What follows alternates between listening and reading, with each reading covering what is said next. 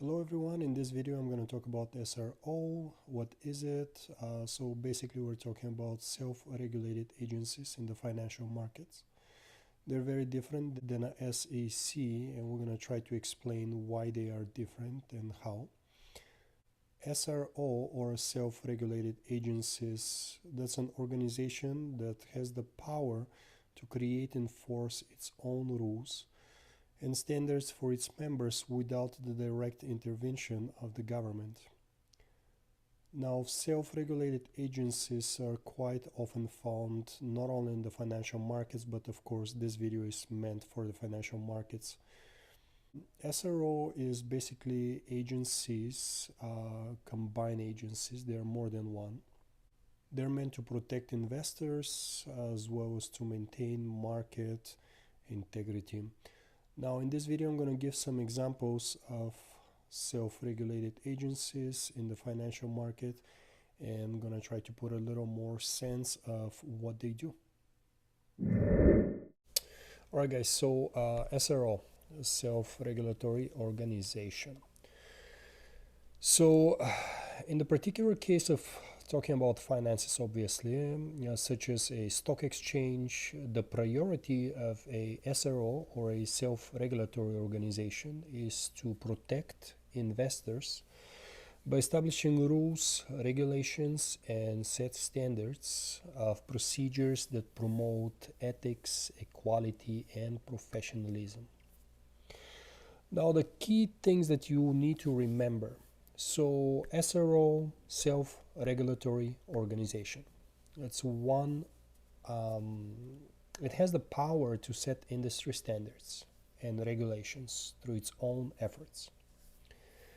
Effective SROs are able to provide standards and enforcements of those standards on their members. Although SRO can be privately owned, the government can still dictate their broader policies. Now, don't forget, the government is the government. And since SRO is a self-regulatory organization, the government can always, to a degree, get involved and make some changes if needed. Industries can band together and start their own SRO. So basically they can gather together and start their own SROs, which allow them to maintain competitiveness and safety concerns if there is a lack of governmental oversight.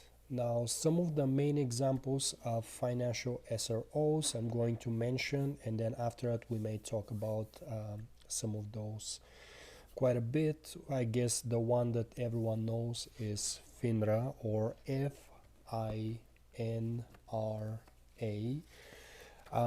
So FINRA is a financial industry regulatory authority, but again, I'm going to talk about it a little later about FINRA, and perhaps we'll probably just make a separate video about it. Now, understanding a little better SRO. So, although SRO is a private organization, they're still subject to government, as I already mentioned, impose regulations to a degree. However, the government does delegate some aspect of the industry oversight to self-regulatory organizations.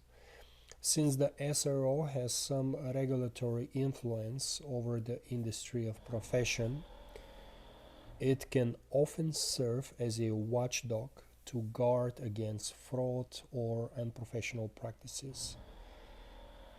Now, basically, when you think of all those organizations, SRO, FINRA, and of course, in my previous video, actually, I was talking about Security and Exchange Commission. Why do they exist? Well, they exist to help prevent fraud and basically to facilitate hopefully safe environment for everyone that it's in the financial sectors being involved. Instead of SRO, often accomplish control through internal mechanism that regulate the flow of business operations. The authority may also come from an external agreement between like business. The purpose of these organizations is to govern from within while avoiding ties to its county's governance. All right, so we talked about the SRO. Hopefully that video is making some sense, and now I'm going to give you some examples of what self-regulated organizations are. All right, so we're talking about SRO or self-regulatory organizations, and I'm pretty sure that most of you are familiar with those. Would expect that we will mention FINRA or Financial Industry Regulation Authority first. However, since I live in Chicago, I figure why not talking about CBOE, Chicago Board Options Exchange, which is one of the best representatives of self-regulatory organizations. Now, CBOE or Chicago Board Options Exchange was founded in 1973, and this is the world's largest options exchange with contracts focusing on individual equities, indexes, and interest rates. Originally known as the Chicago Board Option Exchange, the exchange changed its name in 2017 as part of the rebranding efforts by its holding company, CBOE Global Markets. Traders refer to the exchange as the CBOE or CBO. Now, this is a organization that it's extremely big. The most widely used and recognized proxy for markets volatility. Some of the key facts for the CBOE is that it's a very important option exchange that is based in Chicago. Again, it was founded in 1973. CBO Options Exchange was previously known as just the Chicago Board Options Exchange. Now they obviously, as I mentioned, added the global market since they're trying to rebrand in 2017. Those are kind of the most important things to know about it. There's a lot more, and if you would like to read it about it, you can always do Investopedia or Wikipedia.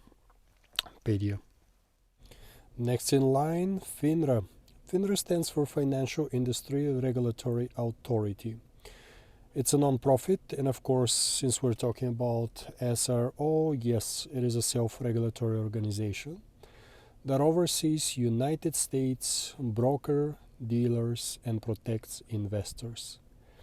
FINRA writes and enforces the rules governing registered brokers and broker-dealer firms, evaluates their complaints, and disciplines those who violate the rules. FINRA also operates the largest security dispute resolution forum in the United States and provides essential tools and resources for investors, policymakers, and member firms. Last but not least in this list, MSRB. MSRB stands for Municipal Securities Rulemaking Board. It's a self-regulatory organization, of course, since we're talking about SRO. Yes, it does oversees United States broker-dealers and municipal securities issuers. MSRB writes and enforces the rules governing the municipal bond market, evaluates the compliance of regulated entities, and disciplines those who violate the rules.